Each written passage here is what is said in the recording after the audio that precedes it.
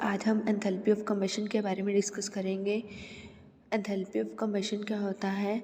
जितनी हमें 1 mole of substance को बर्न करने के लिए जितनी हीट इवॉल्व होगी, जितनी एंथैल्पी डिक्रीज होगी, उसको हम बोलते हैं एंथैल्पी ऑफ कंबशन।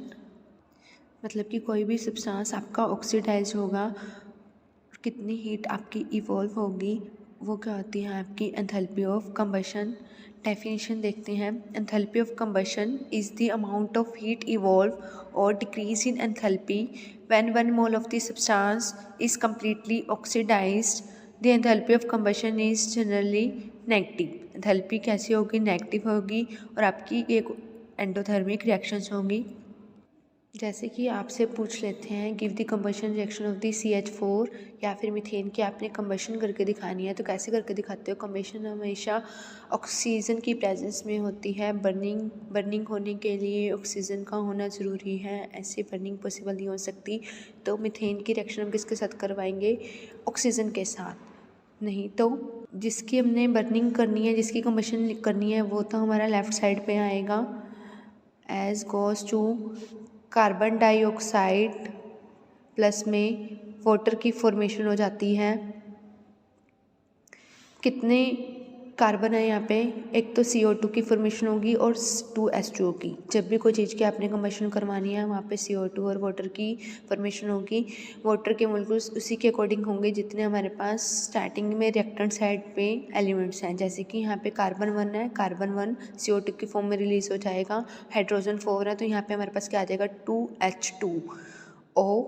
ऑक्सीजन कितने हैं? जितने भी ऑक्सीजन हम यहाँ पे लिख देंगे 2O2, मतलब कि कितने ऑक्सीजन हो गए यहाँ पे? 2O2 4 oxygen. This is our balance chemical reaction and हमने इसको कंबशन कर दिया है। मीथेन की कंबशन रिएक्शन हो चुकी है। ये ऑक्सीजन हमारे पास गैसेस फॉर्म में है, CH4 भी गैसेस फॉर्म में है, CO2 फॉर्म में, CO2 भी गैसेस स्टेट में है, वाटर आपका लिक्विड स्टेट में है। ऐसे हम कंबशन रिएक्शंस फाइंड आउट करते हैं। ये काफ़ी इंपॉर्टेंट टॉपिक है, इस पे न्यूमेरिकल्स आ जाते हैं आपके पेपर में इसी टॉपिक पे बेस पे। जैसे कि हमें दिया हुआ है, हमें फाइंड आउट करनी है, कैलकुलेट करनी है enthalpy of the combustion of the CH4। हमें क्या दिया हुआ है? कार्बन 3 रिएक्शंस दी होंगी पेपर में, कार्बन CH4 H2, और इनकी हमें क्या दी हुई है? एंथैल्पी ऑफ कंबशन दी हुई है सबकी। हमें रिएक्शन को पहले तो कंप्लीट करना है, फिर अपने एम के अकॉर्डिंग हमने किसकी कंबशन करनी है, enthalpy of combustion find out करनी है। स्टेप बाय स्टेप हम फाइंड आउट करते हैं। हमारा एम क्या है? हमने CH4 की फॉर्मेशन कंबशन करनी है। CH4 की कंबशन कैसे करेंगे हम? सबसे पहले उसकी फॉर्मेशन करनी होगी। CH4 कैसे बनता है? कार्बन और हाइड्रोजन से मिलके। कार्बन और H4 के लिए कितने हाइड्रोजन चाहिए हमें? 2H2। कार्बन और हाइड्रोजन हमारे पास गैसेस फॉर्म में होंगे। क्या बनेगा आपके पास? CH4।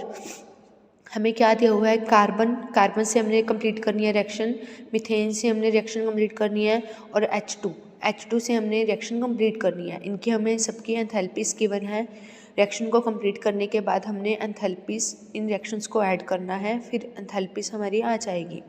Enthalpy of combustion of methane हम फाइंड आउट करेंगे इसके बेस पे। सबसे पहले कार्बन को हम कंप्लीट कैसे करेंगे?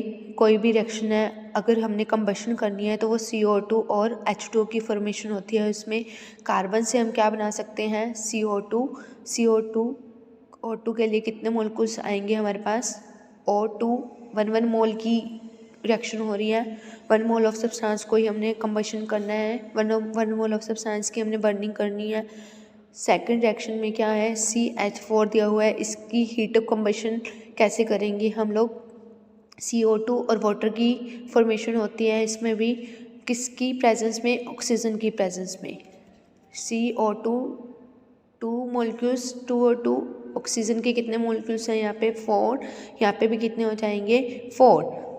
इसी तरह से हमने बैलेंस करते जाना है रिएक्शन को। सेम H2 से क्या बनेगा आपका? H2O वाटर बनेगा। वाटर के लिए कितने ऑक्सीजन की नीड है? यहाँ पे एक ही ऑक्सीजन है, तो हम क्या कर देंगे? हाफ O2 गैसी स्टेट में लिखेंगे इसको, इस इक्वेशन को कंप्लीट करने के लिए। हमने क्या अचीव किया अब तक? कार्बन प्लस में ऑक्सीजन की रिएक्शन करवाई, हमारे पास क्या बना, CO2 कितनी एंथैल्पी है, माइनस का 50 किलो जूल पर मोल। सेकंड रिएक्शन में हमें क्या चाहिए, मीथेन चाहिए ना हमें, तो हम उस साइड लिख देंगे इस रिएक्शन को। रिएक्टेंट वाला पोर्शन इस साइड आ जाएगा, लेफ्ट हैंड साइड में आ जाएगा, और राइट हैंड साइड वाला लेफ्ट हैंड साइड में चला जाएगा पोर्शन, क्योंकि हमें CH4 की फॉर्मेशन करनी है। हमारा क्वेश्चन ही यही था कि हमें कंबशन करनी है CH4 की, इसलिए हम रिएक्टेंट वाली सीरीज़ प्रोडक्ट में आ जाएगी और प्रोडक्ट वाली सीरीज़ आपकी रिएक्टेंट में आ जाएगी। CH4 प्लस में 2O2 ये रिएक्शन थी, CO2 प्लस में 2H2 ये रिएक्टेंट वाली साइड आ जाएंगे। अब CH4 प्लस में 2O2 ये प्रोडक्ट वाली साइड चले जाएंगे। आपकी एंथैल्पी कितनी दी हुई थी पहले, माइनस का 200 किलो जूल पर मोल दी हुई थी। अब उधर जाके एंथैल्पी आपकी क्या हो जाती है, पॉजिटिव हो जाती है, तो हीट ऑफ कंबशन कितनी रहेगी इस केस में, प्लस का 200 किलो जूल पर मोल। सिमिलरली वाटर के लिए हम क्या करेंगे, सेम रिएक्शन यहाँ पे लिख देंगे, बट हमें यहाँ पे 2 से मल्टीप्लाई करनी पड़ेगी, क्योंकि यहाँ पे हमारे पास 2 मोलिक्यूल्स ऑफ वाटर हैं, बट यहाँ पे एक H2 की बात हो रही है, एक H2O है, तो हमें 2 से मल्टीप्लाई करनी पड़ेगी रिएक्शन को बैलेंस करने के लिए। 2 से जब मल्टीप्लाई करते हो तो क्या आ जाएगा, 2H2O2, 2 से 2 आपका कैंसिल हो जाएगा, यहाँ क्या रह जाएगा O2, 2H2O, 2 से मल्टीप्लाई करोगे वाटर की 2H2O बन जाएगा। हीट ऑफ कंबशन यहाँ पे माइनस, आपको एंथैल्पी माइनस 100 किलो जूल पर मोल दी हुई है, आपकी एंथैल्पी कितनी हो जाएगी, माइनस 200 किलो जूल पर मोल। अब हमारा मेन एम क्या था, मेन एम था हमारा कार्बन और CH4 की हमने फॉर्मेशन करनी है। इन इक्वेशन को यूज़ करते हुए इसकी फॉर्मेशन हम ऑलरेडी कर चुके हैं, ठीक है। अब हमने क्या करना है, इन सारी इक्वेशंस को हमने ऐड कर देना है। ऐड करने के बाद जो कट होते हैं वो कट हो जाएंगे, जैसे कि जब अब इन रिएक्शंस को आप ऐड करोगे तो हमारे पास क्या हो जाएगा, O2 से O2 और O2 मिलके क्या हो जाएंगे, 2O2, ये कैंसिल हो जाएंगे आपस में। Same 2 molecule of water reactant side में पड़ा है और एक आपका प्रोडक्ट वाली साइड पे पड़ा है, उधर आके ये चीज़ माइनस में हो जाती है, तो आपका ऑटोमेटिकली कैंसिल हो जाएगा। सेम CO2 से CO2 कैंसिल हो जाएगा, हमारे पास क्या बचेगा, C प्लस में H2S2, और हमारे पास किसकी फॉर्मेशन होएगी, CH4 की। सिमिलरली जैसे हमने रिएक्शंस को ऐड किया है वैसे ही हमने एंथैल्पीज को भी ऐड करना है। एंथैल्पी हमने गिवन है माइनस का 50 किलो जूल पर मोल, प्लस का 200 किलो जूल पर मोल, माइनस का 200 किलो जूल पर मोल। 200 से 200 आपका कैंसल, आपके पास कितना बच जाएगा, माइनस का 50 किलो जूल पर मोल। ये हमारी क्या आ जाएगी, एंथैल्पी ऑफ कंबशन। आप लोगों ने इस पे सारे न्यूमेरिकल्स प्रैक्टिस करने हैं, ठीक है। सारे न्यूमेरिकल्स ऐसे ही होंगे। सबसे पहले आपने एम देखना है कि हमारा एम क्या है, किसकी कंबशन करनी है, फिर आपको रिएक्शंस गिवन आउट होंगी, उसकी हेल्प से आपने कंबशन करनी है। कंबशन करवाने के बाद इन रिएक्शंस को ऐड करना है, फिर उनके enthalpy of combustion find out करना है। नेक्स्ट हम डिस्कस कर रहे हैं application of the heat of the combustion. First application है उसकी क्लोरीफिक वैल्यू। क्लोरीफिक वैल्यू क्या होती है, क्लोरीफिक वैल्यू ऑफ फ्यूल और food is the amount of heat in the calories और joule produce by the complete combustion of 1 gram of fuel और food. ये क्या कहता है, 1 ग्राम फूड आपने जितना गाड़ी में डाला या फिर 1 ग्राम फूड खाया, जितनी अमाउंट ऑफ एनर्जी आपकी इवोल्व होएगी, जितनी हीट आपकी इवोल्व होएगी, उससे हम क्लोरीफिक वैल्यू बोलते हैं। क्लोरीफिक वैल्यू का कैलकुलेट करने के लिए हमारे पास फॉर्मूला होता है हीट ऑफ कंबशन अपॉन में मोलिकुलर वेट, ठीक है। जितना ज़्यादा आपका मोलिकुलर वेट होएगा क्लोरीफिक वैल्यू उतनी कम होएगी, जितनी ज़्यादा हीट कंबशन होगी उतनी ज़्यादा आपकी क्लोरीफिक वैल्यू होगी, ठीक है। क्वेश्चन आता है पेपर में हमारे, find out the calorific value of the glucose. Glucose का फॉर्मूला होता है हमारे पास C6H12O6। इसकी हमने क्लोरीफिक वैल्यू फाइंड आउट करनी है। सबसे पहले हमें, ये किसकी एप्लीकेशन है, हीट ऑफ कंबशन की, इसके लिए हमें कंबशन करवाना होगा। कंबशन करवाने के लिए जो हमारे प्रोडक्ट की फॉर्मेशन होगी वो CO2 और वाटर की फॉर्म में हमारे प्रोडक्ट्स बनते हैं। CO2 यहाँ पे हमारे पास 6 क्यों लगा है, क्योंकि 6 कार्बन है।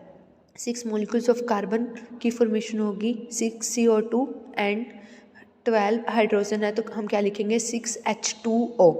अब ऑक्सीजन कितने हैं हमारे पास, 6 2 से 12 और 6 18, तो हम यहाँ क्या करेंगे, टोटल हमारे पास कितने ऑक्सीजन हो जाएंगे, 12 ऑक्सीजन, 12 और 6 18। ये हमारी रिएक्शन बैलेंस है। अब हम कैलकुलेट करते हैं क्लोरीफिक वैल्यू। क्लोरीफिक वैल्यू को कैलकुलेट कैसे करते हैं, CV इजिकल टू में del HC divided by molecular weight. Heat of combustion हमें गिवन है माइनस का 2900 kilojoule. Heat of combustion की हम वैल्यू पुट कर देंगे। मोलिकुलर वेट हमें आता है फाइंड आउट करना, इसका मोलिकुलर वेट कितना होता है 180। आपकी क्लोरीफिक वैल्यू कितनी आ जाएगी, माइनस का 16.11 किलो जूल पर ग्राम। ठीक है, इससे हम क्लोरीफिक वैल्यू फाइंड आउट कर सकते हैं। एक क्वेश्चन हम और डिस्कस करते हैं हीट ऑफ कंबशन का। आपको हीट ऑफ कंबशन दी हुई है दो मोलिक्यूल्स की, दो कंपाउंड्स की, CH4 C4H10, दोनों की एंथैल्पीज आपको, दोनों की आपको क्लोरीफिक वैल्यूज दी हुई है। ठीक है, दोनों की आपको हीट ऑफ कंबशन गिवन दी हुई है। Which of the following has greater efficiency as fuel per gram, ये बताने है कि सबसे ज़्यादा एफिशिएंसी किसकी होगी फ्यूल पर ग्राम में। मोलिकुलर मास निकाल लेंगे सबसे पहले हम दोनों का। मोलिकुलर मास CH4 का होएगा 16, ब्यूटेन का होगा 58। क्लोरीफिक वैल्यू कैसे निकालते हैं, heat of combustion divided by molecular mass. Heat of combustion आपको कितनी दी हुई है, -890.3। मोलिकुलर वेट कितना दिया हुआ है CH4 का 16, तो आपके पास कितनी आ जाएगी -55.64 किलो जूल। सेम हम ब्यूटेन के लिए कैलकुलेट करेंगे। क्या फॉर्मूला होता है हमारे पास क्लोरीफिक वैल्यू निकालने का, heat of combustion divided to the molecular weight. Heat of combustion आपको दी हुई है क्वेश्चन में, मोलिकुलर वेट आपने निकाला है 58, आपके पास आ जाएगी -49.63 किलो जूल। आंसर के अकॉर्डिंग मीथेन की ज़्यादा फ्यूल एफिशिएंसी होगी देन ब्यूटेन की, ब्यूटेन से ज़्यादा मीथेन की ज़्यादा फ्यूल एफिशिएंसी होगी। ठीक है, नेक्स्ट हम डिस्कस कर रहे हैं Gibbs free energy. Gibbs free energy क्या होती है, किसी वर्क को करने के लिए टोटल एनर्जी अवेलेबल होती है, उसे हम गिब्स फ्री एनर्जी बोलते हैं। किसी भी सिस्टम के पास वह फ्री एनर्जी जिससे सिस्टम आसानी से वर्क कर सकता है बिना प्रॉपर्टीज़ को लॉस किए, वो हमारी क्या होती है, गिब्स फ्री एनर्जी। सिस्टम हमारा ईज़िली वर्क कर पाए, ईज़िली से वर्क कर पाए, उसे कोई भी परेशानी ना आए काम करने में, वो हमारी गिब्स फ्री एनर्जी होती है।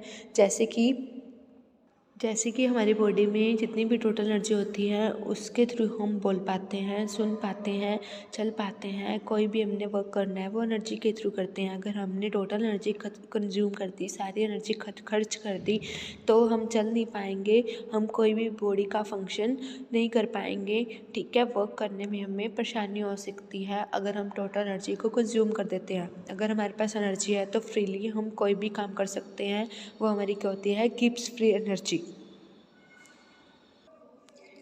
गिब्स फ्री एनर्जी को डेल जी से डोनेट करते हैं, इसका एक्सप्रेशन होता है del H minus T del S. इस इक्वेशन को हम लोग गिब्स हेल्महोल्ट्ज इक्वेशन भी बोलते हैं। डेल जी आपका 3 कंडीशन पर डिपेंड करता है। अगर डेल जी की वैल्यू नेगेटिव होती है, लेस देन 0 होती है, तो आपका स्पॉन्टेनियस प्रोसेस होगा। अगर डेल जी की वैल्यू पॉजिटिव होती है, मतलब कि ग्रेटर देन 0 होती है, तो नॉन स्पॉन्टेनियस प्रोसेस होगा। अगर डेल जी की वैल्यू 0 होती है तो रिएक्शन आपकी इक्विलिब्रियम में होगी। ठीक है, आपका क्वेश्चन आता है value of del H and del S are for the reaction are. Enthalpy और एंट्रोपी दोनों की वैल्यू दी हुई है, आपने Gibbs free energy find out करनी है। तो कैसे निकालते हो, del G is equal to में इसको हम 1000 से मल्टीप्लाई करेंगे, देन वैल्यूज़ पुट करने के बाद हमारी किलो जूल में इसका आंसर आ जाएगा, हमारी गिब्स फ्री एनर्जी आ जाएगी। नेक्स्ट हम डिस्कस कर रहे हैं second law of thermodynamics. Second law of thermodynamics first law की सारी लिमिटेशंस को एक्सप्लेन करता है। फर्स्ट लॉ ऑफ थर्मोडायनेमिक्स ने ये बताया था कि हीट ट्रांसफ़र हो रही है हॉट बॉडी से कोल्ड बॉडी और कोल्ड बॉडी से हॉट बॉडी। इन्होंने ये नहीं बताया था कि कौन सा प्रोसेस फॉलो हो रहा है, कौन से प्रोसेस से फ्लो हो रही है, डायरेक्शन कौन सी डायरेक्शन से हीट फ्लो हो रही है। इस सब लिमिटेशंस को सेकंड लॉ ऑफ थर्मोडायनेमिक्स ने इम्प्रूव किया था। सेकंड लॉ ऑफ थर्मोडायनेमिक्स ने स्पॉन्टेनियस रिएक्शन के बारे में बताया था, रिएक्शन कितनी इन्होंने ये भी बताया था कि कोई भी सिस्टम्स में वर्क से हीट कैसे जनरेट कर सकते हैं, हीट से वर्क नहीं जनरेट कर सकते, वर्क से हीट कैसे जनरेट होती है, इसके बारे में परफेक्टली इंफॉर्मेशन दी थी। सेकंड लॉ ऑफ थर्मोडायनेमिक्स ने ये भी बताया था कभी हमें कौन सा रिजल्ट मिल रहा है, प्रोसेस कितनी परफेक्ट हो रहा है, किस किस एनर्जी की क्वालिटी डिक्रीज़ हो रही है प्रोसेस में। ये सब चीज़ों को इन्होंने ब्रीफ में एक्सप्लेनेशन दी थी। नेक्स्ट हम डिस्कस कर रहे हैं enthalpy of solution. Solution solute और सॉल्वेंट से मिलके बनता है। जब आप सोल्यूट और सॉल्वेंट को ऐड कर देते हो आपके पास सॉल्यूशन की फॉर्मेशन हो जाती है। जैसे कि एक मोल कंपाउंड को आप दिए हुए किसी भी क्वांटिटी में डिज़ोल्व करवाओगे तो आपकी सॉल्यूशन बन जाएगा। जैसे कि 1 मोल HCl में आप सॉल्वेंट ऐड करते हो तो आपके पास सॉल्यूशन की फॉर्मेशन हो जाएगी। सोल्यूट क्या ले रहे हो आप यहाँ पे 1 mole of NaCl and solvent हम एडिशन कर सोल्यूट में सॉल्वेंट को ऐड करने से कितना एंथैल्पी का चेंज आया है वो हमारी क्या होगी एंथैल्पी ऑफ सॉल्यूशन। जैसे कि enthalpy change take place when 1 mole of the solute is dissolve in given quantity of solvent. 1 mole solute में आप कितना सॉल्वेंट ऐड कर रहे हो, सॉल्वेंट ऐड करने के बाद जितनी आपकी एंथैल्पी चेंज होएगी, एंथैल्पी में जितना चेंज होएगा वो हमारा क्या होएगा एंथैल्पी ऑफ सॉल्यूशन। नेक्स्ट हम डिस्कस कर रहे हैं एंथैल्पी ऑफ डिल्यूशन। डिल्यूशन आपका तभी पॉसिबल हो सकता है जब आपके पास सोल्यूशन रेडी है। अगर सोल्यूशन रेडी है तभी हम डिल्यूट कर सकते हैं, नहीं तो हम डिल्यूशन नहीं कर सकते। जैसे कि 1 मोल कंसनट्रेशन के सॉल्यूशन में हम थोड़ा सा सॉल्वेंट ऐड कर देते हैं तो वो सॉल्यूशन आपका डिल्यूट हो जाएगा, प्योरली कंसनट्रेट नहीं होगा, डिल्यूटेड सॉल्यूशन बन जाएगा आपके पास। नेक्स्ट क्या है हमारा enthalpy of the atomisation. Enthalpy of atomization में क्या होता है, एंथैल्पी चेंज होएगी जब एंथैल्पी ऑफ एटोमाइजेशन में जब कोई भी गैसी स्टेट में 1 मोल की बॉन्ड ब्रेक होता है। जब भी बॉन्ड ब्रेक होने की बात होती है इसका मतलब हम एनर्जी प्रोवाइड कर रहे हैं, रिएक्शन एनर्जी को ऑब्जॉर्व करेगा फिर ब्रेक डाउन होगा। डेफिनेशन है enthalpy change when 1 mole of a substance breaks completely into the gases atom. 1 mole substance को ब्रेक करने के बाद कितनी एंथैल्पी चेंज होती है उसको हम क्या बोलते हैं एंथैल्पी ऑफ एटोमाइजेशन। नेक्स्ट हम डिस्कस कर रहे हैं बॉन्ड एंथैल्पी। बॉन्ड एंथैल्पी हम 2 तरह से डिस्कस करेंगे, या तो आपका बॉन्ड बन रहा है या आपका बॉन्ड टूट रहा है, बॉन्ड की फॉर्मेशन हो रही है या फिर बॉन्ड डिसोसिएट हो रहा है। बॉन्ड की फॉर्मेशन क्यों होती है, बॉन्ड को स्टेबल होना होता है इसलिए बॉन्ड की फॉर्मेशन होती है। बॉन्ड डिसोसिएशन एनर्जी या फिर बॉन्ड एंथैल्पी दोनों सेम सी होते हैं। इनमें क्या होता है, the amount of heat required when 1 mole of bond of the covalent gases compound dissolve into the gases atom। Covalent compounds को ब्रेक करने के लिए जितनी हमें एनर्जी चाहिए होती है, हीट रिक्वायर होती है एक कंपाउंड को ब्रेक करने के लिए गैसेस स्टेट में, उसको हम क्या कहते हैं बॉन्ड डिसोसिएशन एनर्जी। जैसे कि H2 है, इन ये डिसोसिएट होके हमारे पास क्या होते हैं 2H। 2 डायटोमिक मॉलिक्यूल की बात करते हैं, क्लोरीन से क्या फॉर्मेशन होती है 2 क्लोरीन के एटम्स की फॉर्मेशन होती है। इनको एनर्जी चाहिए होती है 435 किलो जूल पर मोल, इनकी डेल H पॉजिटिव होती है। देखो हमारा टॉपिक है बॉन्ड एनर्जी और बॉन्ड एंथैल्पी। इसमें क्या होता है, when a bond is form between atoms energy is release, obviously same amount of energy will be required to break the bond. जितनी एनर्जी हमें बॉन्ड फॉर्मेशन के लिए चाहिए होती है उतनी एनर्जी हमें बॉन्ड को ब्रेक करने के लिए भी चाहिए होती है। The energy required to break the bond is termed as dissociation energy. जितनी एनर्जी बॉन्ड को ब्रेक करने के लिए जो एनर्जी चाहिए होती है उसको हम क्या कहते हैं बॉन्ड डिसोसिएशन एनर्जी। इसको हम कैसे डिफाइन करते हैं, amount of energy required to break 1 mole of the bond at a particular time between the atoms in the गैसीय स्टेट। गैसीय स्टेट में बॉन्ड्स को ब्रेक करने के लिए जितनी एनर्जी चाहिए होती है is that separate the atoms in the गैसीय state under 1 atmosphere pressure specified temperature is called dissociation energy. इन बॉन्ड्स को ब्रेक डाउन करने के लिए हमें एनर्जी दी है, कितनी एनर्जी चाहिए थी 433 किलो जूल पर मोल। क्लोरीन को का बॉन्ड ब्रेक करने के लिए हमें जो एनर्जी चाहिए है वो चाहिए है 242.5 किलो जूल पर मोल। अगर हम डायटोमिक मोलिक्यूल्स की बात करते हैं, उन डायटोमिक मोलिक्यूल्स को ब्रेक डाउन करने के लिए जो एनर्जी चाहिए होती है उसको हम कहते हैं बॉन्ड एनर्जी। जो एवरेज डिसोसिएशन एनर्जी चाहिए होती है बॉन्ड्स को ब्रेक करने के लिए उसे हम बोलते हैं बॉन्ड एनर्जी।